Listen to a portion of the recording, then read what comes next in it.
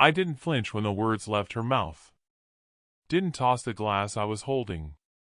Didn't raise my voice. Didn't ask her to repeat herself. I just stood there, shirt clinging to me from the scotch she'd thrown in the middle of her tantrum. My heart? Colder than the melting ice scattered across the floor. He's wealthy, and not impotent like you. Her words lingered between us, thick and rancid, like spoiled meat left too long in the sun. I turned. Walked out without another glance, the front door swinging wide behind me. That's when it hit her. She knew me well enough to understand, silence was the last thing she ever wanted to hear from me. We had 10 years together. A home too large for two. Shared playlists. A bedroom filled with memories, both warm and bruised. She used to curl into me at night, whispering that no one ever made her feel safer. That my quiet wasn't absence, but strength. That I was her anchor. Apparently, so was her ex's fortune. She never said his name. She didn't have to. I recognized the tilt of her head when she hissed the word rich. Old money. Oil contracts. He'd gotten to her before I ever did. Lost her once. Clearly didn't stop chasing. I had my doubts. Late dinners gone cold. Smiles that didn't touch her eyes. Business trips that left no suitcase by the door. But I never asked. I watched. It wasn't the affair that wrecked me. It was the way she said it, meant to wound, meant to belittle. It wasn't just infidelity. It was demolition. She wanted to strip me down, leave me small and forgettable. She thought she'd already won. That saying it aloud would shatter me. It didn't. It refined me. I began quietly. Methodically. Copy every financial file she had access to. She wasn't great with tech. Believed her passwords were clever. They weren't.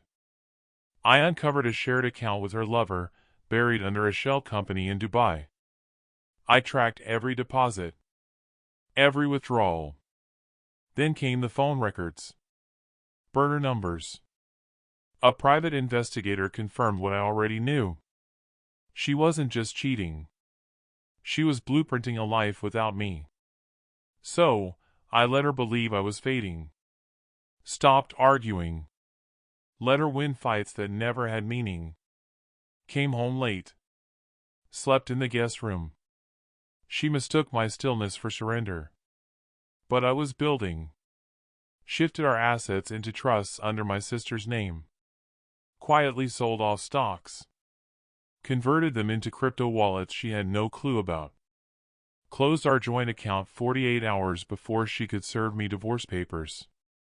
Yes, I saw the draft. It was in her email. So was her message to him.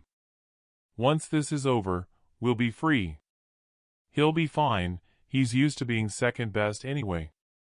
She miscalculated how dangerous a man becomes when he's already been emptied out. I filed first. With evidence. Surveillance. GPS logs. Financial records. I knew the law.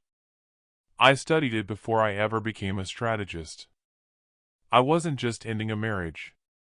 I was taking her apart, piece by piece. The confrontation? Quiet. It didn't need volume. One night, I walked into the living room with a thick envelope. She was on the phone, voice soft, probably talking to him. I placed the envelope on the table. She glanced up, annoyed. What's this? Your future, I said calmly. Or what's left of it. She opened it. Her expression shifted as she flipped through the photos, statements, call logs. Her hand started to shake. Where did you? I've known for months, I told her. She stood up, voice rising. You violated my privacy. No, I said, stepping closer. You tried to erase me. I just chose not to disappear. Her eyes glossed over, and for a moment, I thought she might plead. But pride kept her from collapsing.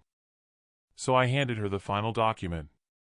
A court injunction freezing all accounts, blocking any claim to alimony, citing her infidelity and undisclosed assets. And the best part? Her lover? Married. Happily, in fact. I sent everything to his wife. The backlash was swift. He dumped her within days. Cut all contact. Locked the shared account before she could drain it. His wife? Her lawyers made mine look like amateurs. My ex, because that's what she is now, tried to rewrite the story. Said I was emotionally cold. Manipulative. That I pushed her to betray me. But evidence doesn't stammer. Photos don't exaggerate. Bank statements don't twist the truth. She lives in a cramped studio now. Sells second-hand designer bags on Instagram. Posts cryptic quotes about healing and self-love. She bumps into old friends. Ones who still invite me to events. I know because they send me photos. She looks thinner. Not in a flattering way. She tried calling once. Blocked. Sent a handwritten letter. Said she didn't mean it like that. That I was always the one she should have loved.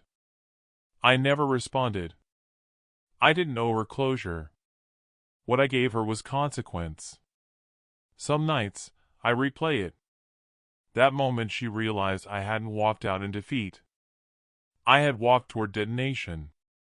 She struck the match. I burned the house down. But not before moving everything of value to safety.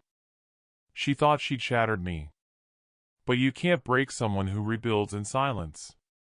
You just stand there and watch as they walk away with everything. And that's when it hit her. Not the scotch. Not the quiet.